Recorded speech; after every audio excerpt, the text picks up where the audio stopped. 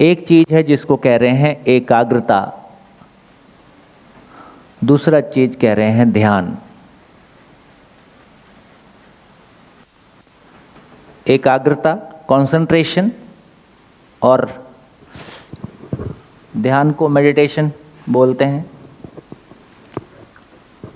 एकाग्रता क्या होता है? कंसंट्रेशन का मतलब क्या है? कंसंट्रेशन मतलब क्या? फोकस्ड होना। क्या करना है उसमें फोकस्ड होने के लिए? ध्यान बनाने के लिए क्या करना है? ध्यान बनाने के लिए क्या होता है जब ध्यान, अभी हमारा सब ऐसा गड्ढ मड्ढ सा हो जाता है, कुछ शब्द को कहीं भी यूज कर लेते हैं। तो देखिए, मानव में 3 क्रिया एक साथ होता है: सुनना, देखना, बोलना। बोलना मतलब मन ही मन बोलना या मुंह से बोलना। तीनों क्रिया एक साथ हो रहा है कि नहीं? जब आप क्लास में बैठे हैं तो आप क्या कर रहे? आप सुन रहे। फिर क्या कर रहे? देख रहे। देखने का मतलब है कि बोर्ड पे देखना या उसको समझने की कोशिश करना। सारा देखना समझने के अर्थ में है, चाहे फिर वो जिंदा रहने का सामान है। और बोलना, उसके लिए कोई विश्लेषण हमारे भीतर होता रहता है। तो सुनना, बोलना, देखना तीनों एक पॉइंट पे आ जाए, इसका नाम कंसंट्रेशन है।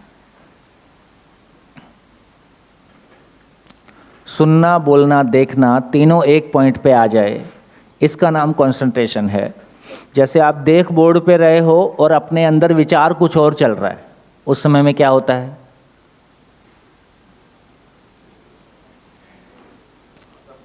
तो मैं जो बोल रहा होता हूं वो आपको सुनाई नहीं देता है। इसका मतलब देख तो रहे हैं, लेकिन जिस चीज को देख रहे हैं उस चीज को बोल नहीं रहे हैं, इसलिए सुनना नहीं हो सकता है। इसलिए सबसे अधिक मानव के भीतर जो प्रभावशाली है, उसके खुद के अंदर जो बोलना चलता रहता है, वो उसी को सुन पाता है। तो शिविर में बैठ के सुनते समय यदि बोलना भी यही चल रहा है, बोलना मतलब मन ही मन आप इसी पे टिके हुए हो, तो ये सुनाई देता है। बोलना कुछ और शुरू हो गया, आप घर की किसी बात पे विचार चलना शुरू हो गया, तो कान पे आवाज पड़ रही है, सुनाई कुछ नहीं दे रहा है। और थोड़ा सा और गहरा चला गया तो आंख भी खुली है, दिखाई भी कुछ नहीं दे रहा है। क्या चल रहा है? जो मन में चल रहा है। जब मन बोलचाल की भाषा में बोलते हैं तो वो 4.5 क्रिया को एक साथ मन से इंगित करते हैं, है ना। ये सुनना, बोलना, देखना सब मिला के 4.5 क्रिया एक साथ चल रही है। तो एकाग्रता का मतलब ये है, जैसे हर दिन पिछले 8 दिनों में आपका कंसंट्रेशन लगातार बढ़ता गया कि घटता गया? बढ़ता गया। क्यों बढ़ता गया? क्यों बढ़ गया? क्योंकि मन लग गया। मन क्यों लग गया? क्योंकि मैं सुखी हो सकता हूँ, परिवार में संबंध ठीक हो सकते हैं, समाज भय से मुक्त हो सकता है, प्रकृति में संतुलन हो सकता है, और मैं इसके लिए प्रभावी भूमिका निभा सकता हूँ।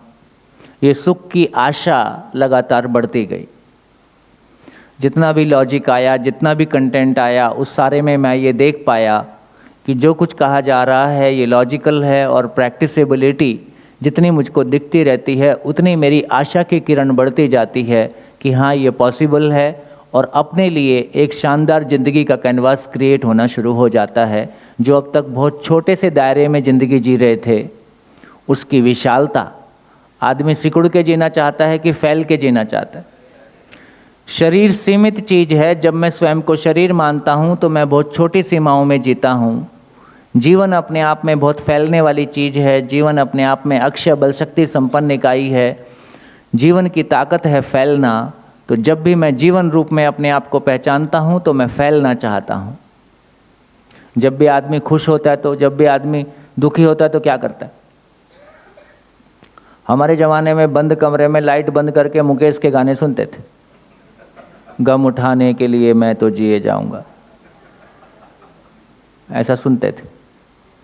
जब आदमी खुश होता है तो क्या करता है? चलो पार्टी करते हैं। 10 को बुलाओ, मिल के बात करेंगे, कहीं घूमने जाएंगे, कुछ आपस में शेयरिंग करेंगे। जब भी आदमी खुश होता है वो फैलना चाहता है, जब भी आदमी उदास होता है वो सिकुड़ना चाहता है। सामान्य स्थिति ऐसी।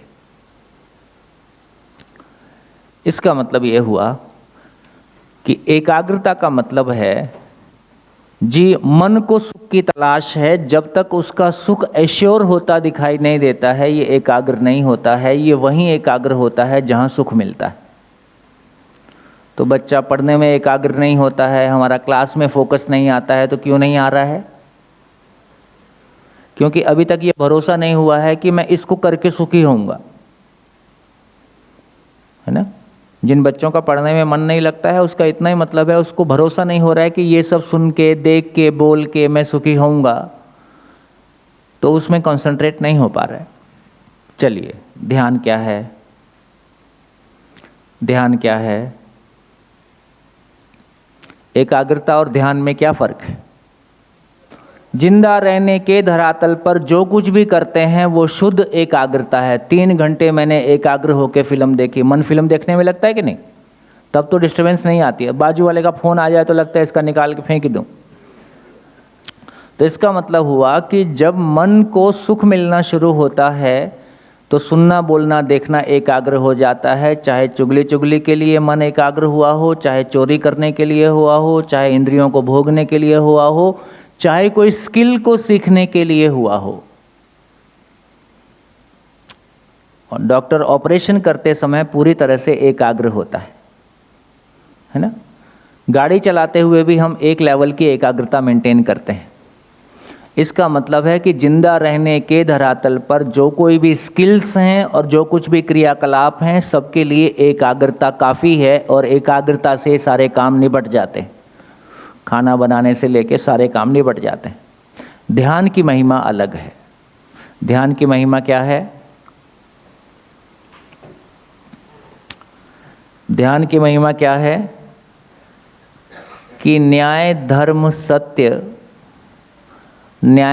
सत्य रूपी वास्तविकता को, न्याय धर्म सत्य रूपी वास्तविकता को समझने के लिए एकाग्र होना।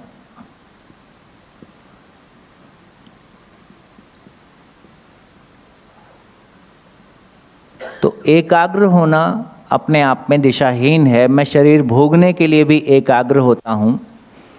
मैं तमाम जो भौतिक क्रियाकलाप हैं, जो फिजिकल एक्टिविटीज़ हैं, उसके लिए भी एकाग्र होता हूँ। मैं किसी स्किल को सीखने के लिए भी एकाग्र होता हूँ। लेकिन इसमें समझने का कोई काम नहीं होता है।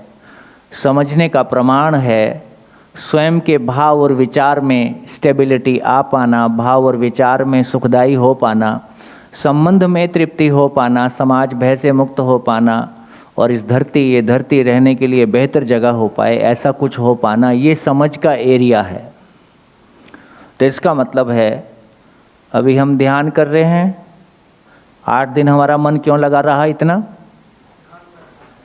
क्योंकि हम लगातार ध्यान के अर्थ में हैं।